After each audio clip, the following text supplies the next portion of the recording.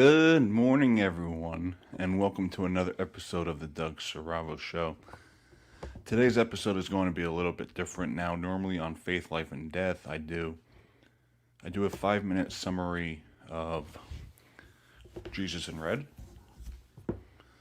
but I've been reading a book called This Is the Day by Tim Tebows, and it's a very inspirational book. Lots of motivation to chase your dreams, chase your goals, to not live in the past. And I think that's something that a lot of us do.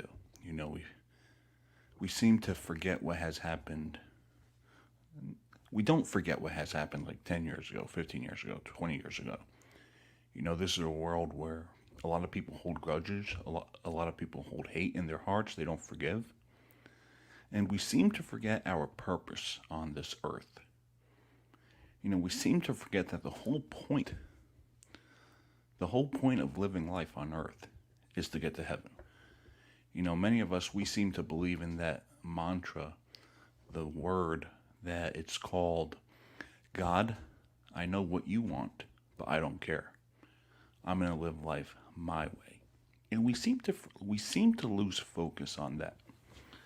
So there's a part of the book, Tim Tebows, This is the Day. This is one of my favorite books that I'm reading. This is the day. This is the day to say yes to your dreams. Reclaim your dream, ignite your passion, and live your purpose. So today I'm going to talk about the part of the book where he talks about our purpose on earth.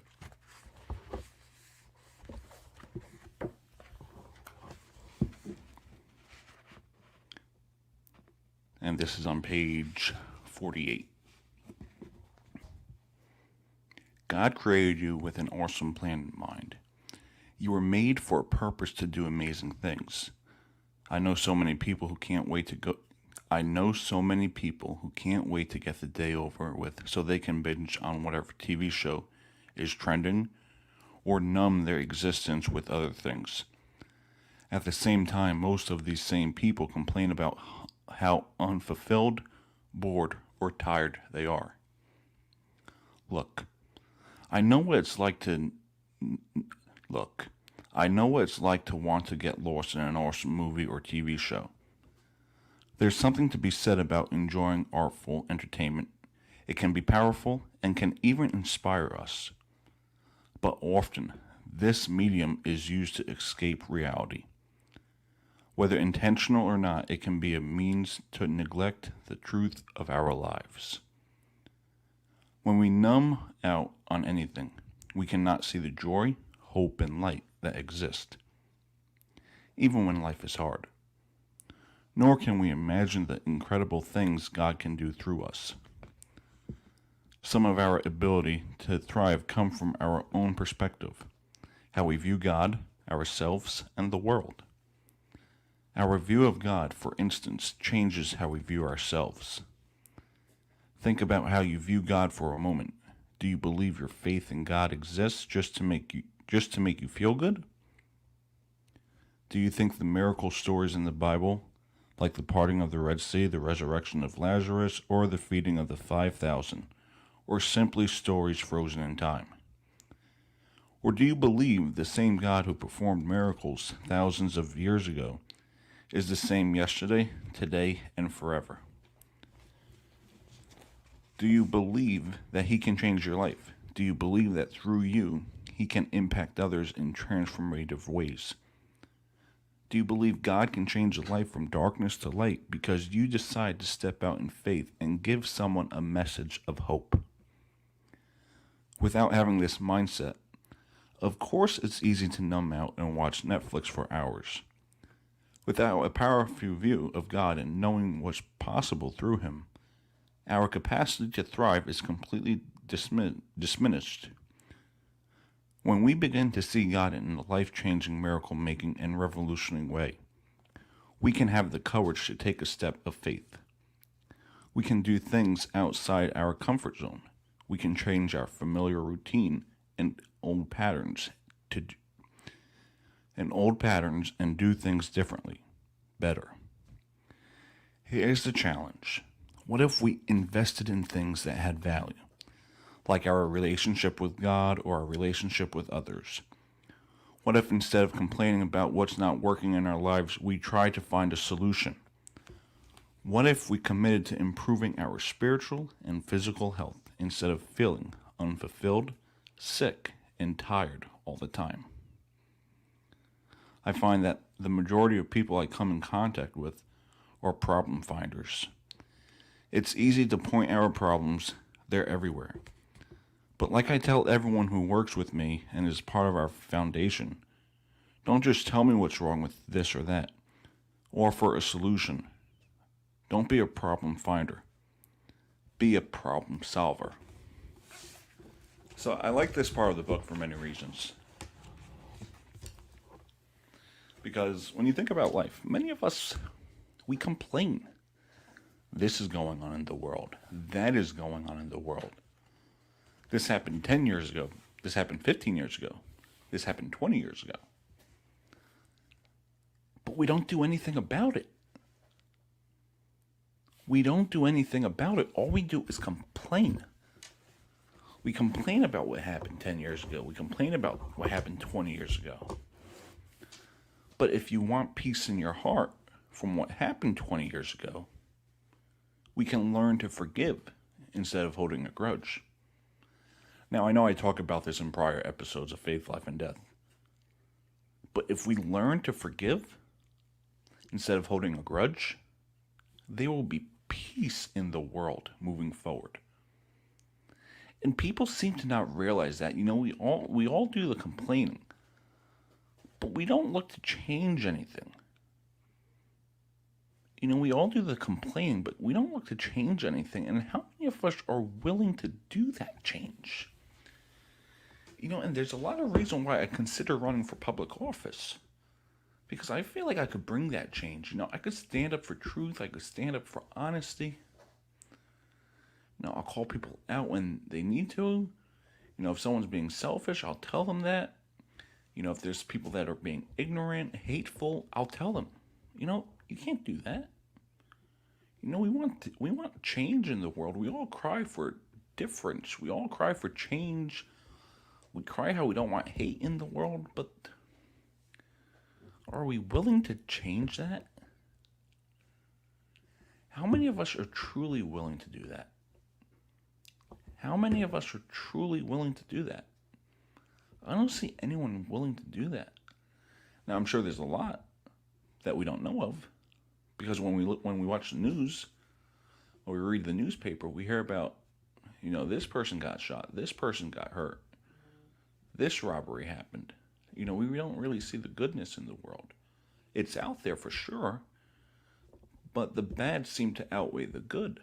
And if we truly want change, it takes one person to be an outsider. Because when one person is that outsider, there's going to be change, people. There's going to be change. And I don't understand why people aren't willing to be the outsider.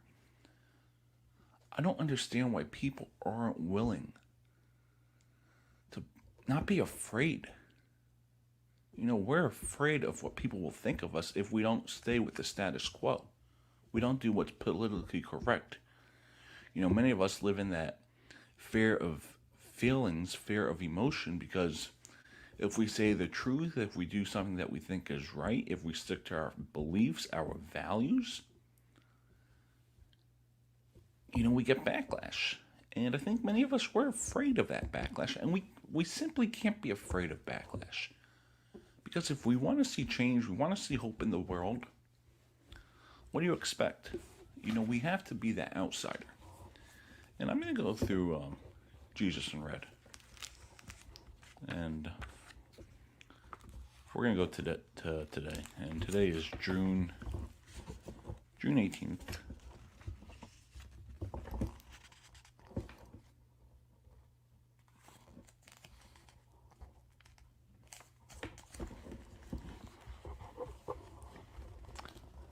The power of rejection. All that the Father gives me will come to me, and the one who comes to me I will by no means cast out. For I have come down from heaven, not to do my own will, but the will of him who sent me. John 6:37-38. Most of us intentionally dislike rejection. It is one of the fears that stops us from sharing the gospel. We are afraid of looking foolish and being mocked. The world is full of people who have been rejected by others, and consequently, they carry hurts and have festered into bitterness. Some are rejected by family, brothers reject sisters, fathers their children, and wives their husbands.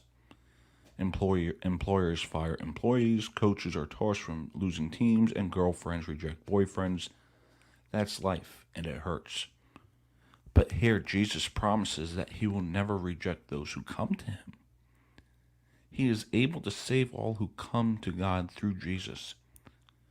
When Jesus accepts and embraces lost sinners, he is doing the will of the Father. God stretched out his welcoming arms in Christ on the cross and said, "This is how much I love you." The cross is a picture of the prodigal's running to his lost son and embracing him. Luke 15:11-32. It is the ultimate sign of love and acceptance. Now, if you've seen me on my prior Faith, Life, and Death episodes, we do a little bit of a soul search, where I give you time to reflect on what I just said, and if it's similar to what you're going on through your life, experience, whatever it may be. Soul search. Have I felt the pain of rejection? How did it make me feel? Have I completely forgiven those concerned? Father, because of your grace, I am totally accepted in the beloved. So, rejection. That's probably one of the worst feelings that anyone can go through in the world, is rejection. And I think many of us were in situations where we're afraid to hurt someone. But sometimes you have to cut people out of your life. And that's not what I'm really going to talk about today. I'm not going to talk about that, cutting people out of your life, because I've talked about it in the past on prior Faith, Life, and Death episodes. But rejection. I think some of us were in situations where we're afraid to hurt people. We're afraid to lose a job. We're afraid to break up with someone. We're afraid. I'm in sports, and I think sometimes we're in situations where you like the person. They're one of the nicest guys in the locker room or behind the bench. And, things aren't just going the right way. You want to win games. And that's when you tell them, we have to let you go. And I think that's one of the worst feelings in the world. And I think when it comes to rejection, we seem to forget that no matter how many times we sin, no matter how many times we struggle with something, whatever the sin may be, it could be lust, it could be greed, not forgiving people, holding grudges. Christ, he doesn't reject us. He gives everyone an opportunity to seek reconciliation. You could be struggling with a sin. He's not going to say, I think it's best if you go. He's going to say, come to me. Seek joy. Seek hope. Seek peace. Because when we have Christ, when we go to Christ, he's going to be there for you. He's going to listen to you. He's going to understand you. He's not going to reject us. And when we have rejection in this world, I've talked about it in prior episodes, what is faith? There was one where I talked about, if we don't get a job or something, we automatically think like we're worthless, we're not good enough, whatever it may be. And I think this ties in with that. And when we think about that, sometimes it just happens in life. You get rejected from a job, you get fired, you don't get, you apply to many jobs, you don't hear from anyone, any of them. Doesn't mean we're worthless. Doesn't mean we're not good enough. It just means there are better things for us. It just means God is working on a plan. God is working on something for us. And that's where we find our purpose. What is there for us to do? We may not be where we want to be in life. We may have that feeling of being tired, wanting to watch TV all day, play video games all day.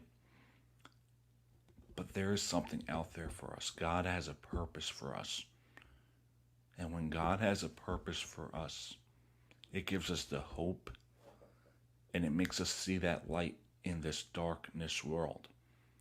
And I don't mean to sound negative. I'm just speaking the truth right now. There's a lot of darkness in this world. And it takes one person to be that change, to be that light. Because when one person is that light, when one person leads, more will follow. Thank you for listening to another episode of Faith, Life, and Death. May God bless you all.